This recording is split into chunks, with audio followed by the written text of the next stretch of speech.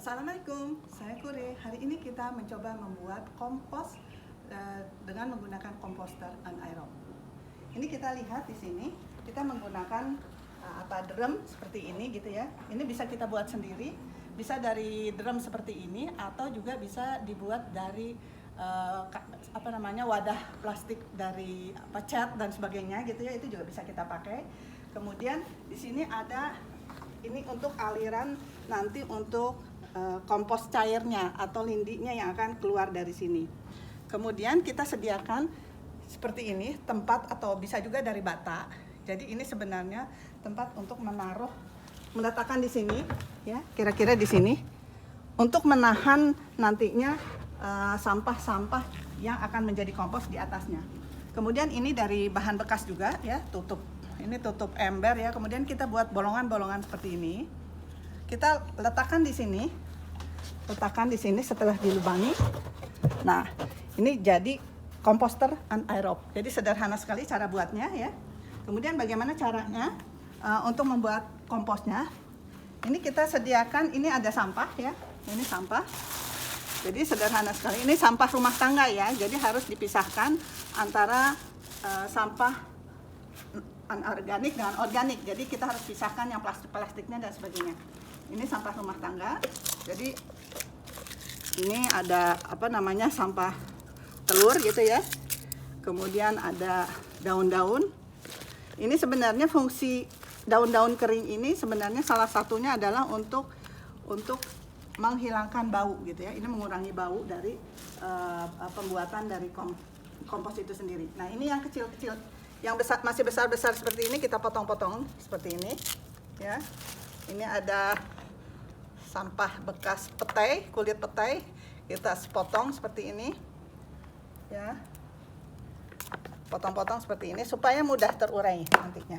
Kemudian kita masukkan sampah-sampahnya yang lain. Ini bekas biji mangga dan sebagainya ya. Ini telur. Nah, ini masih ada plastiknya. Nah, yang plastik-plastik seperti ini jangan dimasukkan ya. Tetap harus dipisahkan. Jadi ini karena tidak mudah terurai, sulit sekali terurai ya. Nah, ini kita masukkan semua sampahnya seperti ini. Sampahnya seperti ini. Nah, kebetulan ini sudah agak sedikit basah ya. Karena diletakkan disimpan sampahnya udah cukup lama.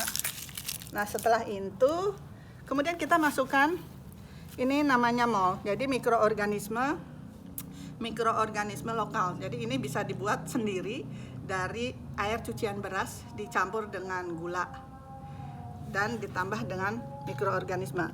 Jadi kita masukkan ke sini, ke dalam sampahnya sampai agak kira-kira cukup lembab saja gitu ya. Ciriknya lembab, ini tidak ada air. Nah, kalau seperti ini berarti masih ada air, kita tambahkan lagi sampahnya. Gitu ya, kita tambahkan lagi sampahnya.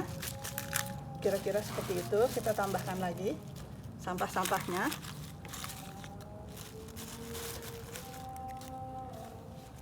Ini kita potong ya, supaya cepat terurai.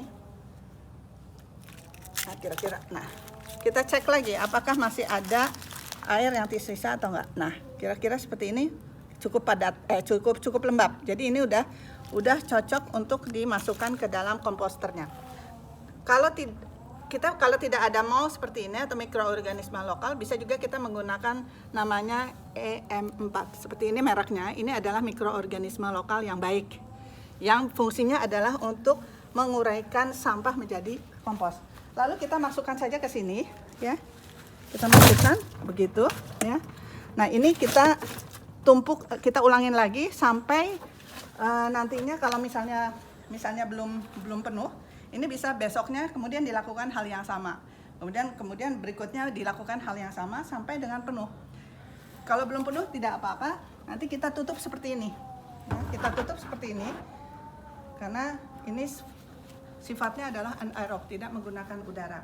Nanti kira-kira kita tunggu, kita biarkan saja selama kira-kira 3 minggu sehingga akan menghasilkan kompos yang di atasnya ini. Kira-kira nanti yang di sini akan menjadi kompos padat ya, seperti yang seperti tanah kira-kira gitu ya.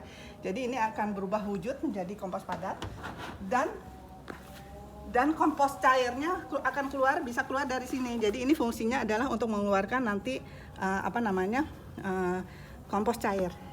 Sayangnya saya tidak ada contoh karena sudah habis dipakai. Demikian, mudah-mudahan bermanfaat. Assalamualaikum.